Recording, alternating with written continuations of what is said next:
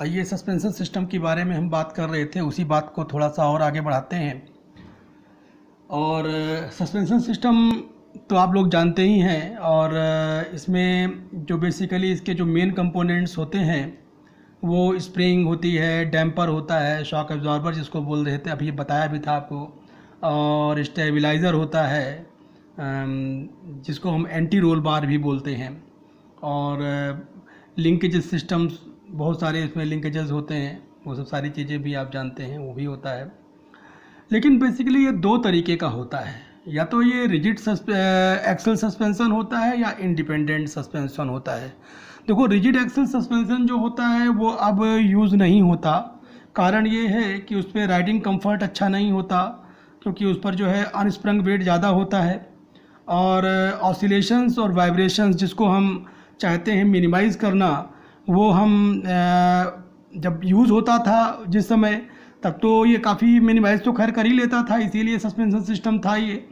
लेकिन उसके बाद जब ये इंडिपेंडेंट सस्पेंशन सिस्टम आया तो वो इससे कहीं ज़्यादा अच्छा रिज़ल्ट देता था, तो इसको फिर धीरे धीरे कम किया जाने लगा और इसका यूज़ अब करीब करीब ख़त्म है ये। लेकिन ये होता क्या था, ये ड्यूरेबल होते थे जिस समय इनका यूज़ होता था, और ये जो है सिंपल डिज़ाइन में होते थे, और ये जो होते थे ये, लेकिन होता क्या था कि जब गाड़ी मुड़ती थी तो उसी डायरेक्ट ये जो है थोड़ा सा टिल्ट हो जाती थी बॉडी इनके कारण, मतलब जिस तरीके से ये सस्पेंशन सिस्टम होते थे, क्योंकि इसमें जो है दो लॉन्गिट्यूडनल लीफ स्प्रिंग्स होती थी या ट्रांसफ़र स्प्रिंग तो होती थी, जो जिसको शॉक एब्जॉर्बर के साथ मिला करके लगाते थे।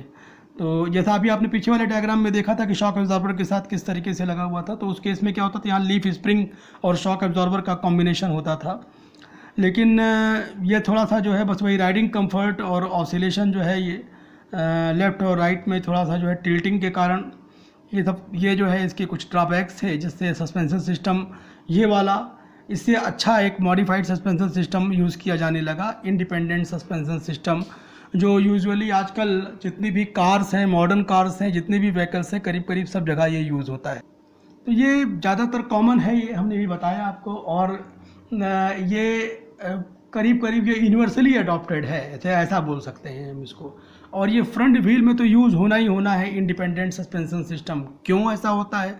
इसलिए होता है कि जो पिछला वाला केस हमने आपसे बताया था रिजिड एक्सल में, उसमें होता क्या था कि अगर गाड़ी का एक पहिया किसी भी बम्प पे चढ़ता था या किसी भी उबड़ खाबड़ रास्ते में गड्ढे में जाए या फिर, तो उसका जो प्रभाव पड़ता था वो बाकी के पहियों पर पड़ता था। लेकिन इसमें होता क्या है कि अगर एक पहिया जो है किसी बम्प के ऊपर जाता है तो बाकी के जो पहिए हैं वो जो है, वो अगर एक पहिया टिल्ट होता है तो जो अदर दूसरे पहिए होते हैं वो टिल्ट नहीं होते, मतलब उसका जो इफ़ेक्ट होता है वो दूसरे पहियों पर, या मतलब बाकी के जो पहिए हैं उन पर नहीं पड़ता। तो वही चीज़ हमने यहाँ पर देखिए लिख करके भी बताई है कि ये कॉमन टाइप का होता है, जिसमें क्या होता है, राइज और पुल ऑफ वन व्हील। एक व्हील, अगर एक व्हील जो होता है अगर नीचे जाता है या ऊपर की तरफ उठता है, तो उस केस में क्या होता है कि no effect, has no effect on the other, और दूसरे व्हील के ऊपर उसका कोई इफेक्ट नहीं पड़ता। सबसे इम्पॉर्टेंट बात इसकी यही है इंडिपेंडेंट की, इसीलिए इंडिपेंडेंट बोला गया। मतलब कोई भी अगर व्हील है तो उसमें जो भी जर्क आ रहा है या जिस तरीके से जो भी उसके अंदर वो बम्प पे आ रहा है या जो भी उसके अंदर टिल्टिंग हो रही है, तो वो टिल्टिंग जो है दूसरे को प्रभावित नहीं करती, मतलब दूसरे व्हील्स को प्रभावित नहीं करती। That is tilting of one does not affect the other. तो वही जो है, एक की जो टिल्टिंग है वो दूसरे को प्रभावित किसी भी तरीके से नहीं करती। तो इस तरीके से आप समझ सकते हैं इसको, ये सबसे इम्पॉर्टेंट ये चीज़ है। क्या क्या एडवांटेज होते तो बहुत सारे एडवांटेजेस हैं। अब जब इस तरीके से अगर ऐसा होगा कि सारे जितने भी व्हील्स हैं उनमें भी जो है, अगर मान लीजिए कि एक व्हील जो है ऊपर की तरफ चढ़ा और सारे व्हील में जो है टिल्टिंग इस तरीके से हुई, तो वहाँ पर एक जायरोस्कोपिक इफेक्ट आएगा, वो रिड्यूस हो जाता है, वो कम हो जाता है। ऐसा इस केस में तो ऐसा होता नहीं है, तो ये रिड्यूस हो जाएगा। ज़्यादा स्पेस पैसेंजर को मिलता है, चूँकि इसकी जो है इस तरीके की डिज़ाइन होती है कि जो पैसेंजर होता है वो ज़्यादा स्पेस उसको मिलता है। और जो इसमें जो लार्जर वर्टिकल मूवमेंट, जो लॉन्गर वर्टिकल मूवमेंट है, इसमें बहुत ज़्यादा होता है। ठीक है, कोई दिक्कत नहीं हो, तो होना भी चाहिए। क्योंकि ज़्यादा जो है कंप्रेस या मतलब जो वेट को, या हम बोल दें कि जो वाइब्रेशन है उसको ज़्यादा से ज़्यादा ये एब्जॉर्व कर सकता है, ऐसा बोला जा सकता है। रिड्यूस्ड अनस्प्रिंग वेट होता है, उसके कारण से क्या होता है कि जो राइडिंग होती है वो इम्प्रूव हो जाती है और बेटर होल्डिंग कंडीशन हो जाती है। रोड के ऊपर गाड़ी जो है आसानी से उसको राइड करा सकते हैं। और भी बहुत सारी चीज़ें होती हैं। जो कैस्टर एंगल होता है वो भी कभी कभी क्या होता है वेरी कर जाता है रिजिड एक्सल के केस में, वो भी इस केस में क्या होता है रिड्यूस हो जाता है। बस थोड़ा सा जो है कि यही चीज़ है इसकी डिसएडवांटेज में आ जाता है ये, कि जो इसकी इनिशियल कॉस्ट होती है वो ज़्यादा होती है, और इसमें जो होती है ज़्यादा बियरिंग्स भी यूज़ होती हैं, ऐसा भी कह लें कि लार्ज नंबर ऑफ बियरिंग्स भी यूज़ होती हैं, और पार्ट्स थोड़े से जो होते हैं वो बढ़ जाते हैं, तो उसमें मेंटेनेंस कॉस्ट भी अब कह लें कि इसकी वो भी बढ़ जाती है। तो ये भी इसका, और मोर रिजिड चेसिस फ्रेम की ज़रूरत पड़ती है इस केस में, क्योंकि जो है अब जब एक ही पहिए के ऊपर सारा जर्क वो खुद ही एक ही पहिए पर ही आना है, बाकी पहियों पर उसका कोई इफेक्ट नहीं जाना है, तो इसकी जाहिर सी बात है कि वहाँ पर जो है जो चेसिस होगा वो बहुत ज़्यादा स्ट्रांग होना चाहिए, रिजिड होना चाहिए। तो ये सारी चीज़ें आप समझ सकते हैं। तो और अब बाकी चीज़ें तो खैर इसकी जो है सब कुछ सारी चीज़ें हैं। डिसएडवांटेजेस में अगर हम बोलें तो और भी चीज़ें हैं कि जो व्हील्स हैं, अगर उनमें कोई अनबैलेंसिंग का केस होता है तो वो जो है वो स्टीयरिंग पर भी उसका इफेक्ट आसानी से आ जाता है, ट्रांसफ़र हो जाता है। अगर मान लीजिए अगर एक व्हील के ऊपर ज़्यादा अनबैलेंस या डिसबैलेंस आया, वैसे तो क्या होता था अगर मान लीजिए चारों व्हील पे आता था तो हो सकता है थोड़ा बहुत वो जो डिस्टॉर्शन है वो कम हो जाता होगा या उसका इफेक्ट कम आता रहा होगा। लेकिन अब इस केस में क्या होता है, अगर एक व्हील के ऊपर ज़्यादा डिस्टॉर्शन हो रहा है तो उसका इफेक्ट स्टीयरिंग पर भी ज़्यादा आएगा। तो एक ये भी ड्रॉबैक समझ सकते हैं आप, ये भी इस तरीके का ड्रॉबैक होता है। तो अब हम थोड़ा सा इसके बारे में वही चीज़ अभी जो बताए थोड़ा सा बता देते हैं इसको और क्या चीज़ होती है। तो इसमें जो इस केस में जो होता है ये हेलिकली कॉइल्ड स्प्रिंग या टॉर्सन बार के साथ जो है ये लगा हुआ होता है इसमें। तो हेलिकली कॉइल्ड स्प्रिंग सभी लोग इसके बारे में देखा भी होगा और परिचित भी होंगे। टॉर्सन बार के बारे में भी हम पहले बात कर चुके हैं, तो टॉर्सन बार भी आप लोगों को पता है इसके बारे में। और ये ज़रूर लगाया जाता है इसमें इस तरीके के जो सस्पेंशन सिस्टम होते हैं, इंडिपेंडेंट सस्पेंशन सिस्टम।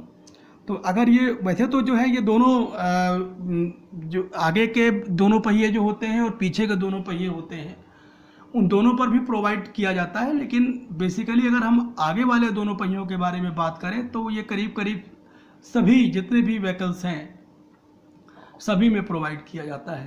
तो जो कार्स होती हैं उनमें जो फ्रंट एक्सल होता है वो ज़्यादातर क्या होता है वो डेड एक्सल होता है, उसमें किसी तरीके का कोई पावर ट्रांसमिशन नहीं होता। तो उसमें जो होता है ये इंडिपेंडेंट सस्पेंशन सिस्टम ही यूज़ होता है। तो इंडिपेंडेंट सस्पेंशन सिस्टम जितनी भी कार्स होंगी करीब करीब सभी में होगा। और जो लाइव एक्सल होता है पीछे वाला रियर एक्सल जिसको बोलते हैं वहाँ भी ये यूज़ होता है। तो बात करेंगे उसकी भी बात करेंगे अभी आगे वाले लेक्चर्स में हम उसकी भी बात करेंगे। तो कहता क्या है कि अगर ये जो है ये फ्रंट व्हील के ऊपर प्रोवाइड किया जाता है तो इंडिपेंडेंट फ्रंट सस्पेंशन सिस्टम कहलाता है। जब आगे वाले जब पहियों के ऊपर जो अप्लाई किया जाएगा तो ये independent front suspension system IFS कहलाएगा। और अगर यही पीछे वाले पहियों के ऊपर अप्लाई किया जाएगा तो ये कहलाएगा इंडिपेंडेंट रियर सस्पेंशन सिस्टम। तो IRS, इसको शॉर्ट में IRS भी बोलते हैं। तो जो आगे की बात है वो हम इसमें करने जा रहे हैं कि जो बेटर इन दोनों में रिजिड एक्सल और जो इंडिपेंडेंट सस्पेंशन सिस्टम होता है इनमें बेटर कौन सा होता है उसके बारे में बात करेंगे। अब देखिए यहाँ पर कंपैरिजन के लिए हमने लिख रखा है कि जो रिजिड एक्सल सस्पेंशन सिस्टम है उसमें लीफ स्प्रिंग यूज़ होती है, हमने बताया भी था आपको।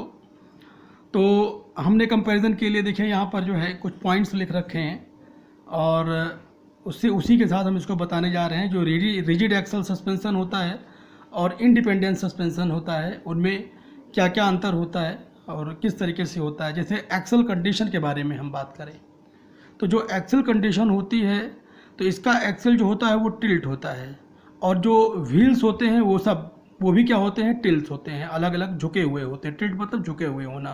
तो एक्सल भी झुका हुआ होगा तो व्हील जो व्हील्स होंगे वो भी झुके हुए होंगे। लेकिन इस केस में ऐसा नहीं है, एक्सल जो है टिल्ट नहीं होता। और तो इस केस में जब एक्सल टिल्ट नहीं होगा तो जो व्हील्स होते हैं इंडिपेंडेंट सस्पेंशन सिस्टम के केस में वो क्या होते हैं, वो वर्टिकल होते हैं, सीधे। क्योंकि एक्सल भी जो है बिल्कुल एकदम स्ट्रेट, मतलब अगर मान लीजिए कि जो लेवल होता है उसका जो ग्राउंड से वो बिल्कुल बैलेंस होता है। तो जब बैलेंस होगा तो जो व्हील्स होंगे वो बिल्कुल वर्टिकल सीधे होते हैं। रोड एडिशन के बारे में बात करते हैं, सबसे इंपॉर्टेंट चीज़ है ये, इसमें कम होता है और इंडिपेंडेंट सिस्टम में ज़्यादा होता है। क्योंकि जो एक ही व्हील अगर मान लीजिए बम्प आ रहा है तो उस केस में क्या हो रहा है, एक ही व्हील डिस्टर्ब हो रहा है, बाकी की व्हील तो जो है अपनी रोड पर ग्रिप बनाए हुए हैं।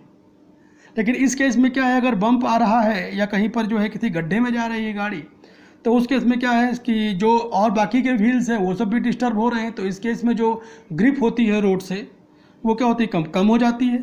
तो डिक्रीज, इसीलिए लिखा इसको बताया गया कि ये डिक्रीज होती है। राइडिंग कंफर्ट के बारे में बात करें तो राइडिंग कंफर्ट, चूँकि अब जर्क जो है एक पहिए का लगभग सभी पहियों में आ रहा है तो पूरी गाड़ी के ऊपर जो है उसका प्रभाव पड़ेगा। पूरी गाड़ी जो होगी वो हिलेगी डुलेगी और उसके साथ जो भी पैसेंजर बैठा होगा वो भी हिलेगा डुलेगा। तो उस केस में क्या होगा, जब बार बार जो है जब पैसेंजर हिलेगा डुलेगा तो राइडिंग जो होती है वो कंफर्टफुल नहीं रह जाएगी। तो वो कंफर्टफुल कैसे रह जाएगी, तो उस केस में होगी रिड्यूस हो जाती है। और इस केस में ऐसा नहीं होता, क्योंकि एक पहिया होता है वो धीरे से शॉक को एब्जॉर्ब कर लिया उसने। जितना भी रोड के ऊपर जो भी इरेगुलरिटीज़ थी उसको एक ही पहिए से एब्जॉर्ब, बाकी सारे पहियों पर कोई फ़र्क नहीं पड़ा। तो जो गाड़ी हिलना डुलना था उसको वो ख़त्म हो गया, बिल्कुल स्मूथ। हो सकता है जहाँ पर जिस पहिए के ऊपर जर्क आया हो वहाँ थोड़ा बहुत उसका जो है प्रभाव पड़ेगा, लेकिन इतना ज़्यादा भी नहीं पड़ेगा जैसा पहले के केस में आप देख रहे थे रिजिड एक्सल वाले केस में। तो ये उसकी एक दूसरी, ये अगली चीज़ हो गई। स्टेबिलिटी के बारे में बात करें तो स्टेबिलिटी ये सेफ़ इसलिए नहीं होती क्योंकि जब एक पहिए के ऊपर जर्क जा रहा है और उससे सारे पहिए प्रभावित हो रहे हैं तो जो डिसबैलेंस की कंडीशन आएगी उस केस में सेंटर ऑफ ग्रेविटी जो होती है वो भी जो है डिसलोकेट हो सकती है। सेंटर ऑफ ग्रेविटी जो है डिसलोकेट हो जाने से जो है ये अनबैलेंस की कंडीशन आती है, ड्रिजलिंग हो सकती है, गाड़ी पलट सकती है। ये सारी केसेस, ये इस पे ज़्यादा पलटने के चांसेस हैं। इस वाले केस में ऐसा नहीं है। ऐसा इसमें क्या है कि जो पहिया है अपना चुपचाप वाइब्रेशन को एब्जॉर्ब किया, बाकी के सारे पहिए अपना रोड पर ग्रिप बनाए उसी तरीके से चल रहे हैं, तो इसमें पलटने के चांस तो बिल्कुल नहीं है। ये चीज़ हो गई। स्प्रिंग के बारे में, तो स्प्रिंग जो इसमें यूज़ होती है वो बेसिकली लीफ स्प्रिंग यूज़ होती है। और इसमें जो स्प्रिंग यूज़ होती है वो लीफ स्प्रिंग के साथ, लीफ स्प्रिंग कभी कभी यूज़ होती है लेकिन साथ में जो है हेलिकल, और ये हमने बताया था कि जो है टॉर्सनल बार भी यूज़ होता है इसके अंदर। तो टॉर्सनल बार और हेलिकल स्प्रिंग सब आप फिगर में भी देखिएगा, तो ये सब देख सकते हैं आप। तो इसमें जो है ये सारी चीज़ें आपको पता हो। लीफ स्प्रिंग तो आप देखते ही रहते हैं, जब भी कभी आपको जो है घोड़ा एक्का वाली गाड़ी दिखाई पड़ती है उन सभी में लीफ स्प्रिंग लगी हुई होती है। लेकिन वो हम रिजिड एक्सल उसको नहीं बोल सकते। जो सस्पेंशन सिस्टम इस तरीके का होता था पुराने समय में, वो लीफ स्प्रिंग के साथ हम शॉक एब्जॉर्बर यूज़ करते थे साथ में, उसके बाद की जो कंडीशन होती थी। लेकिन जो इंडिपेंडेंट सस्पेंशन सिस्टम है वो उसकी डिज़ाइन ही अलग होती है और बहुत ही टेक्निकल डिज़ाइन होती है। वो भी हम आगे बात करेंगे, आप देखेंगे उसकी कितनी अच्छी ब्यूटी है उसकी डिज़ाइन में। तो ये सारी चीज़ें आपने देखा कि जो फ्रंट व्हील में ये यूज़ होने वाला इंडिपेंडेंट सिस्टम है वो सबसे ज़्यादा ब्रॉड है, वो सबसे ज़्यादा जो है यूज़ होता है। तो अब आप समझ गए इसमें कि जो फ्रंट में यूज़ होगा वो तो यही होना ही होना है, इसलिए यूज़ होना है क्योंकि ये हर एक कंडीशन पर फोर्स को एब्जॉर्ब करेगा। अब चाहे वो, अब ये तो बम्प में आता है वो तो ठीक है, कभी कभी एक्सीलेट होती है बॉडी उस केस में भी, ब्रेक के समय भी, और जो कंसर्निंग फोर्स होते हैं उन समय भी। तो ये सब क्या करता है, ये गाड़ी, ये जो है ये गाड़ी को टिल्ट नहीं होने देता। पहियों को जो है बहुत ज़्यादा जो है हायर डिग्री तक टिल्ट हो जाएंगे तो उस केस में जो उनका जो स्टीयरिंग के साथ उनका जो लिंक है वो जो है वो ब्रेक हो सकता है, या उस केस में जो उनका एंगल है कैस्टर कैम्बर और जो हम लोग ये सब सेट करते हैं टो इन टो आउट, ये सब भी गड़बड़ हो सकता है, जिससे पहियों का जो है एडेशन कम हो जाता है। तो ये सारी चीज़ें इसमें हम अगर फ्रंट एक्सल का जो लेंगे तो उस केस में हम इसको अवॉइड कर सकते हैं। तो फ्रंट सस्पेंशन सिस्टम में ये सबसे इम्पॉर्टेंट चीज़ होती है। तो अब हमारे ख्याल से वो इतना तो समझ में आपको आ ही गया होगा। अब आगे हम बढ़ेंगे, जो इसके जो है और भी टाइप्स हम बताएंगे कि क्या क्या चीज़ें होती हैं। आज यहीं तक रखते हैं। ठीक, थैंक यू।